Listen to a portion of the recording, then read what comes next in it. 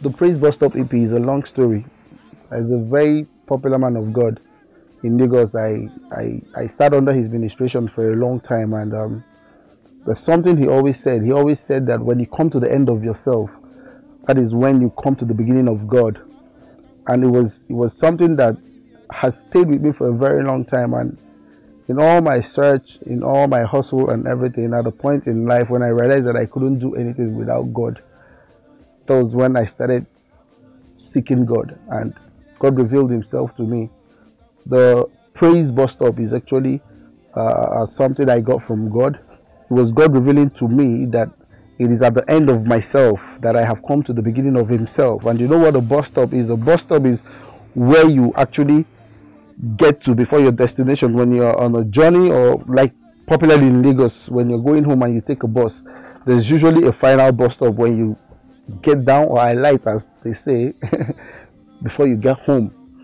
So for me, the Praise Bus Stop is my own way of telling God that I have come to the point where the only thing I know and the only thing I can do for me to get to my destination is to sing praises to him, which is the assignment that he has given to me, and which is the reason that God created me. So when we thought of doing this work, and we prayed about it, and we asked God that what do we do with this project, God now reminded me that he already told me that until you come to the end of yourself, that is when you will come to the beginning of me. And I said, okay, that means that this project is actually the end of myself and the beginning of God in me. And that's how we came up with the Praise Bus Stop. So it is a bus stop of praise, where we gather, where we come with all our hustle, with all our tussle, with everything we have done in life, everything we try to achieve that we cannot, everything we try to become that we haven't. When we realize that at this point that all we need to do is give praise to God, and God will begin to establish us. That's how the Praise Bus Stop was birthed. For the medley, I'm sure you're wondering why medley. I haven't sang in any church choir before. I haven't been part of any gospel choir. I at some point wasn't even going to church. But when I came to this point where I started doing gospel music, one thing I noticed is that most gospel acts, when you put them on a show for an hour or 30 minutes, you find out that they may just sing one or two of their own songs, and they start singing from different songs. They start singing old songs they've heard. They start singing songs from other artists. There's nothing wrong with that if they find it cool. So I thought to myself that if I have to do something, I have to do something differently. I'm the kind of person who, I love hard work.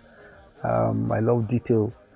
So I told myself, okay, since I'm coming new to gospel, I need to be able to have enough material to hold it down anywhere, any day. And I told myself, how do I go about that? I said, okay, in this part of the world, we like short choruses. You know, we like praising God the Lord, praise worship. And I started writing songs. I told myself that let me come up with something that could, play for an hour. So if anybody wants to listen to CDO, the person could actually listen to me for an hour and hearing originally the sounds written, composed, and put together by me. So that's how I said, okay, if I could put a medley together for an hour, have about 25 to 30 choruses made into songs with verses, and I put it out there, then what it means is that tomorrow, if I need to minister anywhere or I have to do anything musically, I will be able to stand originally for an hour or more.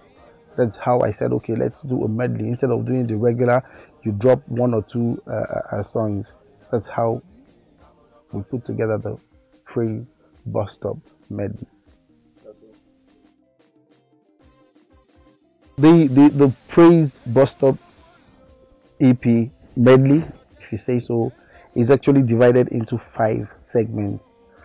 There's a Makossa genre. There's the Warrior, if I say so, High Life. There's reggae, genre, and each of the segments has between 5 and 7 songs, between 5 and 7 hooks with verses, what we call choruses. And so each of the segments plays for about 10 to 12 minutes. So by the time you put it together, you have over an hour of continuous non-stop jam. And they are all praises to God, unto God. I am actually born to praise. God told me that He created me to sing praises to Him, and that whatever I do in life, wherever I am in life, that I should not forget that the reason He made me is to give glory to Him through praises. And that's why, in spite of everything I do and in all I want to do, the most important thing to me is the music, is my song unto my Maker, who is God. My singing praises to God. He told me, He said, "Hey, you are my number one praise singer." That's actually what God told me, and I want to live up to that, so that's it.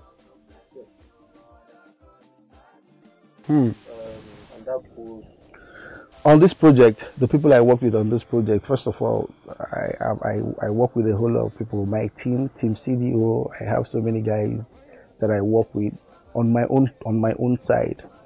I have a PR team, I have a management team, people I work with, but that's on my own side. On the production side of the project, we actually went to ID Kabasa for this project because we thought of somebody who have a very good understanding of music, and we sat down and we looked at all the producers that were available to us, and we decided to work with ID Kabasa. And believe you me, he did wonderfully well on this project. Of course, it was mixed and mastered by Foster Zeno, and all songs were written by me, all songs were composed by me. And for the songs, the Makossa genre, most of the songs, most of the lyrics, not the songs, most of the lyrics on the Makossa genre were written by my mother.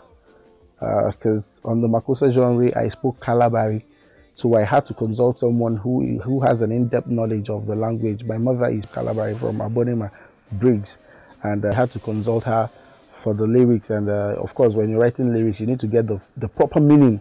Of course, I had an idea of what the language is and what I wanted to do, but I had to, get like more in-depth knowledge of the language. Then I spoke a few Yoruba in the project here and there, which my producer ID Kabasa is a very deep Yoruba person, and he helped out. Once I communicated what I wanted to achieve, what I wanted to say to him, he helped me put that together. Then the rest, Igbo, Pidgin, English, that's my forte. So that's how we were able to put the project together. The album is actually out right now. The project is a serious one. Is everywhere. We have distributors in the east, we have distributors here in the west, we have distributors up north. Is actually marketed by JP Production, Alaba International. And we are on all the online stores basically, but majorly here in Nigeria we're working with Gospel Niger. So if you want to download any part of the song or you want to see any part of the video, you just go to gospelniger.com, or you can visit the other online stores and you find it available. This project is a project released under Rectitude Records, and I'm signed onto Rectitude Records, but I'm actually the CEO of Rectitude Records. Rectitude Records, we go way back. We started from secular music before we kind of moved to gospel, but right now we're strictly a gospel label, and we're releasing the Praise Bus Stop EP under Rectitude Records. And under Rectitude Records, we have other projects like the SSB. The SSB is the Spirit, Soul and Body concept, which we tie to whatever we do, because that is actually one of the assignments that has been given to us. I keep using assignments because we need to always constantly remind ourselves that there's some duties that God has put in our hand, which we need to accomplish here on earth before He comes. And the Spirit, Soul and Body concert is one of the assignments that have been given unto us. What we do is that we move from location to location. We're trying to take the gospel to where the gospel is needed. We are not just waiting for people to come to church. Yes, we go to church, we stay in church, we are part of the church, we are the church. But what we do with SSB is that as we have been fed, as God has nourished us here, we take His gospel to the part of the world, to the interiors. We take it to the street. We grew up on the street. We're strictly a part of the street. So what we're doing is that God has told us that hey, I brought you out from the street to make you my son. I brought you out from the street to place you where you'll be fine, which we have experienced. So now God is actually sending us back to the street. He's sending us back to the places where maybe some people that may not be comfortable to allow such people to come into the building, which we refer to as church, or to join them, or the people themselves may not even be comfortable to mix with a well-structured environment. So what we do is we take the gospel to them with so much love. We go with food, we go with everything, and we minister through music, especially, and entertainment. And at the end of the day, we get them to give their life to Christ, and now we bring them to the place where there is structure, which to them is called the church. Though for me, we are the church. So that's what the Spirit, Soul, and Body concert is all about. And we have started in this 2018. We were in Agbara in 2018. In 2019, we're planning it big by the grace of God. In 2019, we already have plans for Ilori, we have plans for Ajegunle, we have plans for Aja, and we're getting calls from people, around Ojota, different places outside Lagos, but we're focusing on Lagos because we're based in Lagos, and because we are just starting, logistics and so many things wouldn't just let us spread across Nigeria at once. So we're taking it one day at a time. And for 2019, that's one of the projects that is on our mind, that we're looking at, truly driving for the sake of the kingdom.